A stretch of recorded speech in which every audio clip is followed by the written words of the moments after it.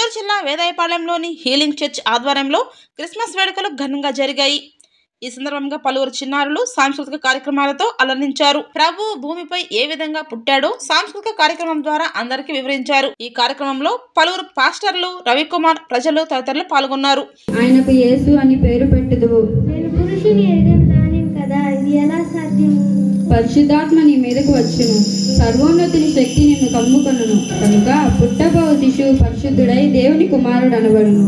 నేను ప్రభువు దాసురాలను కనుక నీ మాట చెప్పున నాకు జరుగును గాక. నాకు ప్రదానం చేయబడిన మరియ గర్భవతి అయినది.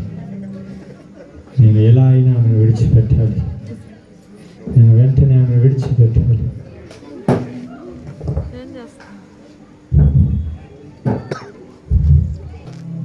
యోసేపు, నేను విన్నది నిజమేనా? నీవు నన్ను నమ్ము. నేను పరలోకం నుండి వర్తమానం పొందితిని. ఇది చాలా అసాధ్యమైన సంగతి.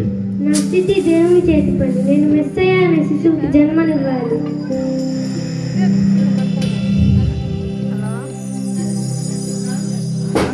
ఏమిటిది? ఇది అసంభవమైన సంగతి. నేను వెంటనే ఆ మరియను విడిచిపెట్టాను. నేను ఆ శిశువు నాకు తండ్రిని కాదు. నేను వెంటనే ఆ మరియను విడిచిపెట్టాను.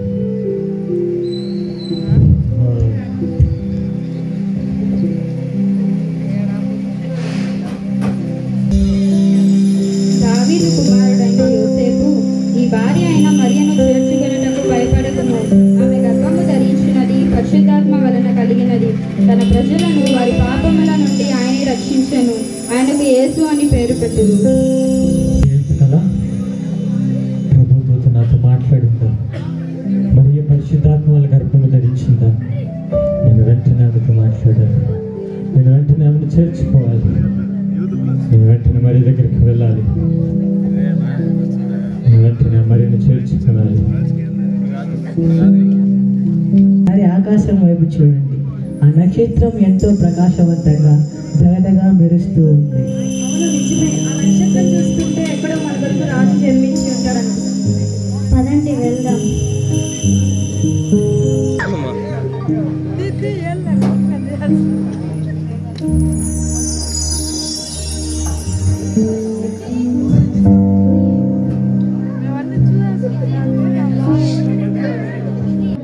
ఈరోజు అడవిలోకి పులొచ్చిందిరా.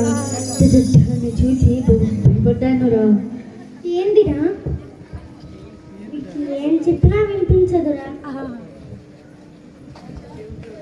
అటు చూడండి, ఏదో తెల్లగా కనిపిస్తుంది. అమ్మో, అది మన వైపే వస్తున్నట్టుందిరా.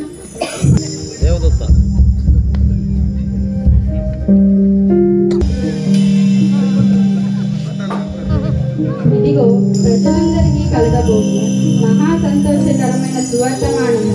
నేను మందు రక్షకుడు నేడు మీ కొరకు పుట్టి ఉన్నాడు. ఈయనే ప్రభువైన క్రీస్తు.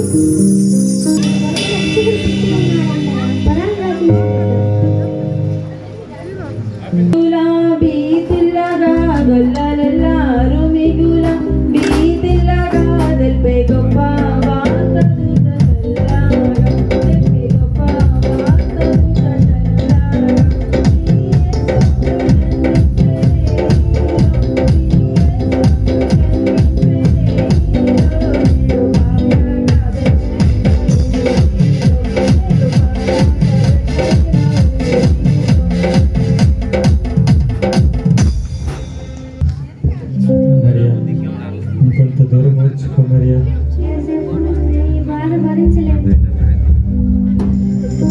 ఇక్కడ ఏదైనా స్థలం దొరుకుతుందేమో వెతుకుతాము. కొంతసేపు వచ్చుకో మరియా.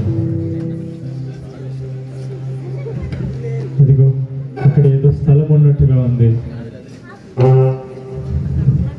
అక్కడ ఏదైనా చోటు దొరుకుతుందేమో అని ప్రయత్నిద్దాము.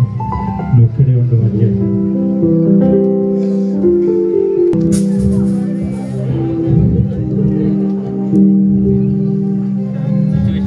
బాధపడుతుందమ్మా. ఇప్పుడు ఇంట్లో ఏదైనా కొంచెం స్థలం దొరుకుతుందమ్మా? లేదయ్యా, పక్కకి వెళ్ళండి, ఇక్కడైతే స్థలం లేదు. నా భార్య ప్రసవ వేదనతో బాధపడుతుంది. నేను ఇప్పుడు ఏం చేయాలి? దేవా సహాయం చేయండి. దేవా సహాయం చేయండి. అమ్మ, నా భార్య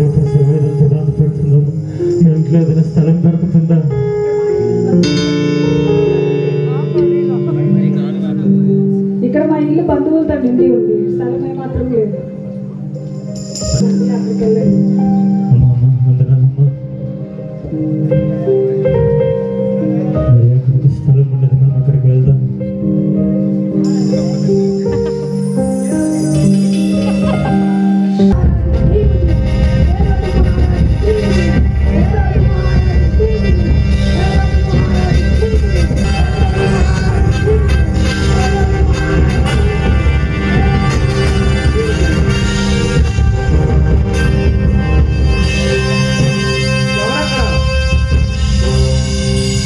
ప్రభు ఎవరో తూర్పు దేశ జ్ఞానులంట ప్రభు మెస్సయ్య.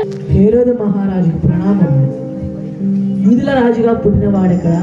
తూర్పు దిక్కున నక్షత్రమును చూసి మేము ఆయన పూజింపవచ్చును ప్రభు. ఏంటి, యూదులకు మరో రాజా? అవును ప్రభు. సహాయం చేతును. ఆ సమయం గురించి, ఆ శిశువు వచ్చి మాకునో తెలియజేయండి, మేము వచ్చి ఆయన పూజించదము.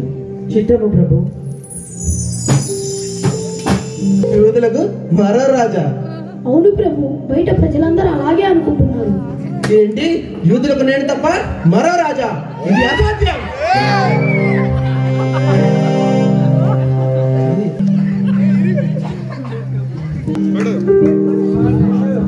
పత్తి పుట్టి గుడ్డలతో చుట్టబా